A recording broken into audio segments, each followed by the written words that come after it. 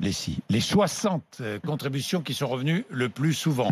Et vous votez depuis 6 heures ce matin pour vos 30 propositions de loi citoyennes que je porterai auprès de tous les élus. Nous allons parler fiscalité et économie. Je ferai le point sur les votes tout à l'heure. Vous votez depuis 6 heures, il y a déjà beaucoup de votes.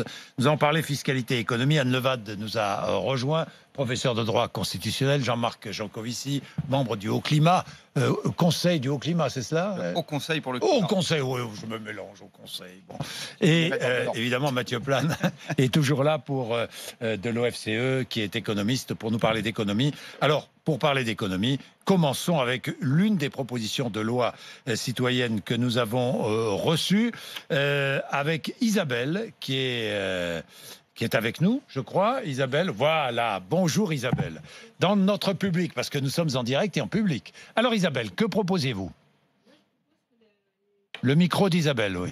Le micro d'Isabelle. Voilà, ça va là.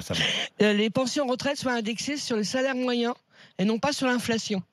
Sur le salaire moyen et non pas sur l'inflation. Oui, parce que sur l'inflation, comme cette année, par exemple, c'était 1,8 et les pensions retraite ont augmenté que de 0,3. Donc, autant le faire sur le salaire moyen. Sur le salaire moyen. Je crois que ça existait avant 1987, Mathieu Plane. C'est vrai ou faux? Oui, c'est tout à fait vrai. Enfin, c'est surtout en 93 où il y a eu cette réforme. Oui. C'est une réforme sous Balladur, qui est une réforme très importante en fait des systèmes de retraite. C'est une des principales économies aujourd'hui, qui est liée au fait que finalement les retraites évoluent moins vite que le salaire.